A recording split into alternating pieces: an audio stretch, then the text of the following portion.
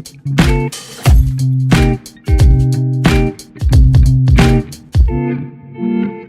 semua, selamat datang kembali di Polistik Podcast Jurnalistik. Perkenalkan, aku Aulia Fitria Madani dan di sini aku bakal menemani kalian para pendengar setia Polistik selama beberapa menit ke depan. Selama menjadi seorang pelajar, kehidupan sekolah tidak harus selalu diisi dengan belajar. Ada banyak ilmu pengetahuan yang bisa didapat dari luar mata pelajaran, salah satunya adalah organisasi. Nah, di episode Polistik kali ini, aku bakal berbincang-bincang mengenai organisasi bersama Ketua Umum Forum OSIS Jawa Barat Wilayah 4, Teddy Kusuma Hidayat. Untuk Teddy, boleh dong perkenalkan dirinya dulu? Oke, halo semua para penonton Polistik, podcast jurnalistik. Perkenalkan, nama aku Teddy Kusuma Hidayat, aku dari 11E SMA Negeri 1 Cikampek. Di sini aku sebagai Ketua Umum Forum OSIS Jawa Barat Wilayah 4. Oke, nah Teddy gimana nih kabarnya? Baik atau lagi sakit atau apa? Alhamdulillah baik dan pastinya harus selalu baik.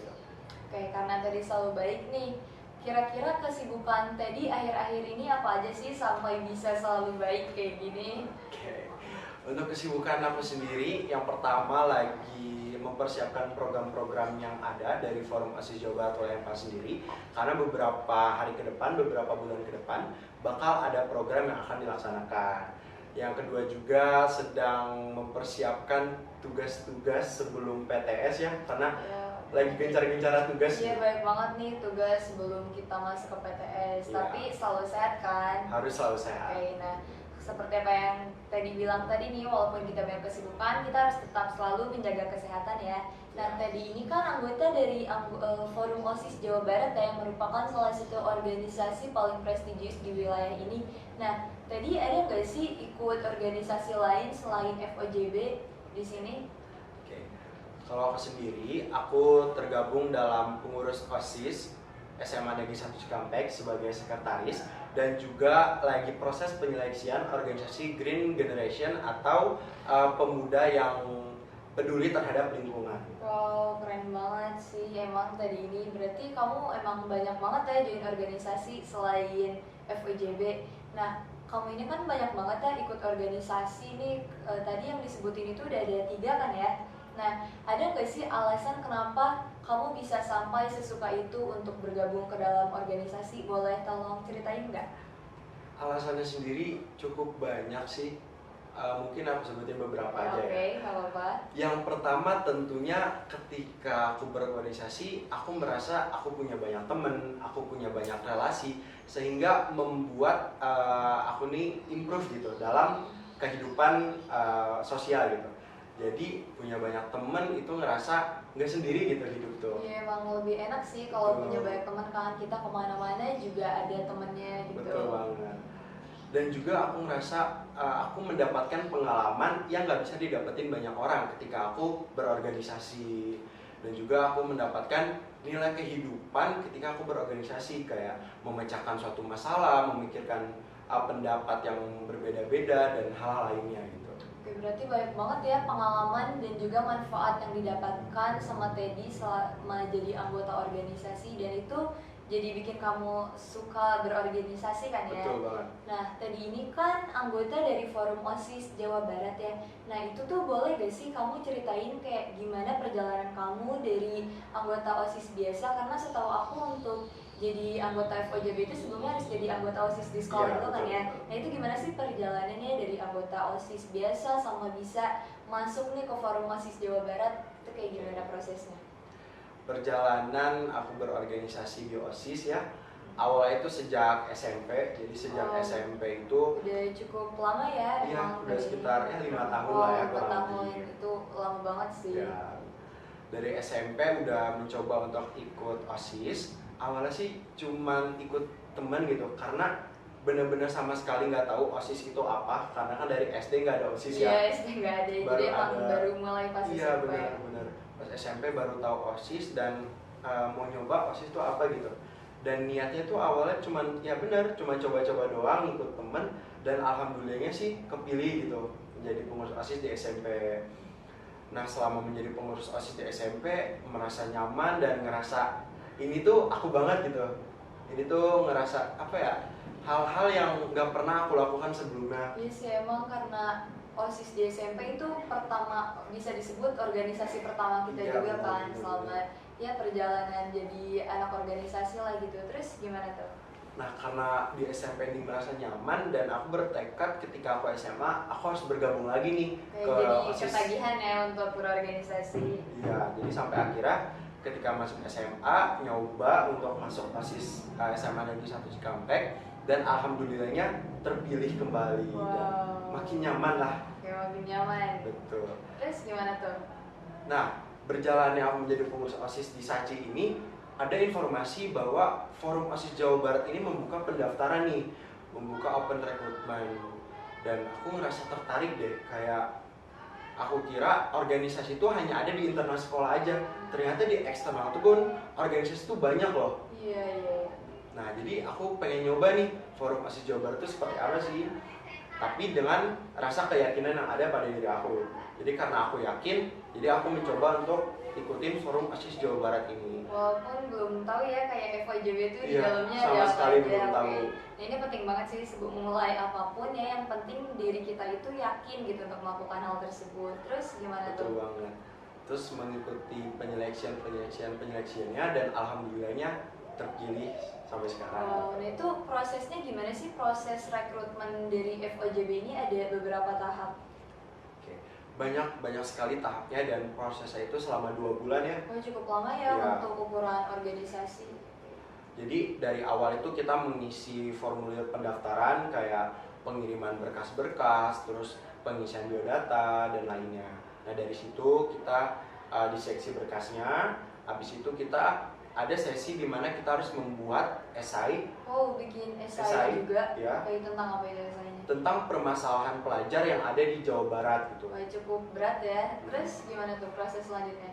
Proses selanjutnya kita ada tahap untuk mempertunjukkan kemampuan yang ada dalam diri kita, yaitu wawancara. Setelah wawancara ada proses apa lagi? Apa udah itu wawancara yang terakhir?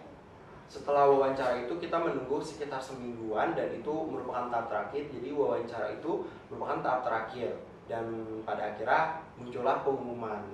Nah, terus ternyata akhirnya keterima ya, walaupun awalnya nggak tahu nih bakal ngapain-ngapain aja di FOJB ini. Iya. Oke, emang keren banget sih tadi ini. Nah, kamu ini kan di FOJB jadi ketua umum ya. Jadi ketua umum wilayah 4 ya kan. Itu jabatannya cukup tinggi, apalagi kita tahu nih ketua umum tuh ya emang jabatan yang ya tinggi banget lah. Nah, tugas kamu selama jadi ketua umum FOJB wilayah 4 itu apa aja sih? Oke, kalau tugas menjadi ketua ya banyak sih tentunya. Yang pasti meningkatkan kinerja Forum OSIS Jawa Barat Wilayah 4 agar lebih baik lagi dari tahun sebelumnya. Terus yang kedua juga mengajak para pengurus-pengurus OSIS yang ada di wilayah 4, Purwakarta, Subang, Karawang untuk berkolaborasi demi kemajuan wilayah 4 lebih baik lagi dalam bidang pendidikan khususnya. Dan juga di sini saya sebagai ketua harus bisa mengajak para pelajar yang ada di wilayah 4 untuk bisa menggali potensi pada dirinya untuk mempersiapkan dirinya dalam bonus demografi melalui program-program yang kita munculkan. Oke, berarti emang cukup berat juga ya tanggung jawab kamu sebagai ketua umum FOJB wilayah 4 yang megang banyak banget kota dan kabupaten kan ya? Ya. Nah, selanjutnya nih, kamu ini kan ikut organisasi itu nggak cuma FOJB sama OSIS sekolah aja ya, tadi juga ada yang organisasi Green Generation. Ya. Nah, itu gimana sih cara kamu manage waktu antara organisasi di sekolah, FOJB, Green Generation, sama kewajiban utama kamu nih sebagai pelajar? Karena ya walaupun emang kamu seneng banget berorganisasi, kita sebagai pelajar tugasnya itu belajar kan ya. Itu gimana sih cara kamu manage waktunya? Ya, pada dasarnya anak organisasi dia harus bisa memanage waktu ya, karena apa ya, pada dasarnya kan kita sebagai pelajar gitu, tugas utama kita belajar, kita harus bisa memanage waktu, membagi waktu antara belajar dan berorganisasi. Kalau aku sendiri, yang pertama itu aku harus bisa mengkategorikan nih kegiatan apa yang akan aku lakukan, mengkategorikan itu penting dan tidak penting, mendesak dan tidak mendesak. Nah, aku harus mengkategorikan terlebih dahulu hal tersebut gitu. Ya, berarti bikin skala prioritas Betul, gitu ya. membuat skala prioritasnya terlebih dahulu. Setelah dari itu, aku membuat 4 tahapan. Jadi, ketika kegiatan ataupun suatu hal itu mendesak dan penting, aku harus lakukan itu sekarang juga. Tapi ketika kegiatan itu tidak mendesak tapi penting, aku harus mengatur tanggalnya, menentukan tanggalnya untuk melakukan hal tersebut. Dan ketika kegiatan itu mendesak tapi tidak penting, aku bisa menunda kegiatan tersebut atau bisa meminta bantuan kepada pengurus yang lainnya ataupun meminta bantuan kepada orang-orang di sekitar kita. Ketika kegiatan itu tidak mendesak dan tidak penting, aku bisa memprioritaskan kegiatan tersebut paling bawah gitu.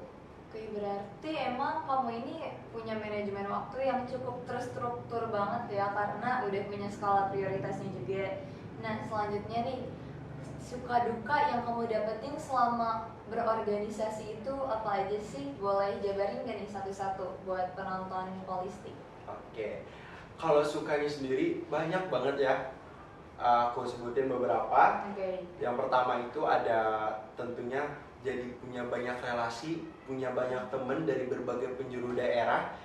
Itu ngebuat kita tuh ngerasa nggak sendiri gitu di dunia ini, karena di daerah sini punya teman, di daerah situ punya teman. Jadi enak lah untuk emang itu bersosialisasi. benar-benar keuntungan utama dari berorganisasi Ya, banget ya, benar kita banget. jadi punya kenalan di mana-mana, terus nambah jadi pengetahuan juga tentang ya banyak hal lah, karena kita relasinya ada banyak. Nah, selanjutnya apa lagi nih sukanya yang didapetin selama berorganisasi? Oke. Yang kedua juga, aku tuh ngerasa ketika berorganisasi mendapatkan pengalaman yang tidak bisa didapatkan oleh banyak orang. Salah satunya itu aku bisa menjalin silaturahmi atau relasi dengan dinas-dinas terkait, seperti dinas pendidikan, terus bupati, wakil bupati, MKKS, dan hal-hal lainnya berhubungan dengan pendidikan. Berarti relasi Teddy ini emang udah gak main-main ya sebagai anak organisasi. Ini benar-benar yang menguntungkan banget sih, karena emang gak semua orang kan punya akses ke dinas-dinas tersebut. Nah, itu kan udah ya sukanya disebutin. Nah, dukanya apa aja nih yang didapetin selama berorganisasi? Karena ya yang namanya hidup ya, mau itu dimanapun juga, yang namanya suka duka pasti selalu berdatangan secara bergiliran gitu. Apa aja nih dukanya? Dukanya sendiri yang pasti sih jam tidur pasti bakal lebih lama. Oh iya, itu ngerasain banget sih, jadi kayak apa ya, berkurang gak sih jam tidurnya? Iya, benar banget. Karena kita kan pulang jam 4 ya, jam 4 sore. Nah, ketika pulang itu aku pasti selalu aja ada agenda yang harus aku kerjakan, mungkin seperti rapat-rapat ataupun mengerjakan tugas-tugas organisasi dan hal lainnya yang berbau organisasi. Belum lagi ditambah tugas-tugas sekolah. Tugas-tugas sekolah ya sih, apalagi kadang kita pulang sekolah juga harus kerja kelompok dulu, terus mengerjakan tugas lain yang juga tugas sekolah yang gak kalah beratnya sama tugas organisasi. Itu emang exciting banget sih. Terus selanjutnya apa lagi nih dukanya? Nah, dukanya selanjutnya itu karena kita di organisasi ini gak cuma sendiri ya, banyak orang, dan dukanya tentunya sebagai seorang ketua harus bisa menyesuaikan dari berbagai pendapat teman-teman. Itu juga menjadi bagian dari duka. Kenapa? Karena itu mungkin suatu hal yang cukup berat ya, karena dari berbagai daerah dan memiliki budayanya masing-masing, pemikirannya masing-masing.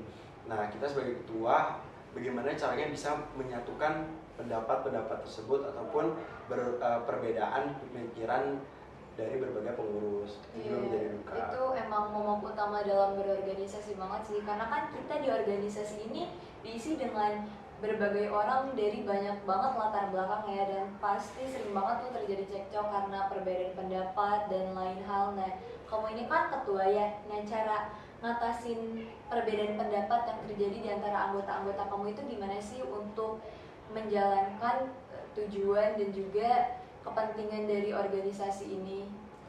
Sebagai ketua, yang pertama jangan ngambil keputusan sendiri. Jadi harus bisa mendengarkan pendapat-pendapat dari teman-teman yang lain. Jadi pertama, kita tuh harus bisa nih mengumpulkan pendapat-pendapat dari pengurus-pengurus yang lain. Pasti kan banyak tuh perbedaan, ada pendapat A, pendapat B, pendapat C. Nah, di sini tugas ketua tuh harus bisa menyatukan pendapat tersebut menjadi sebuah keputusan yang bisa disetujui oleh berbagai pihak.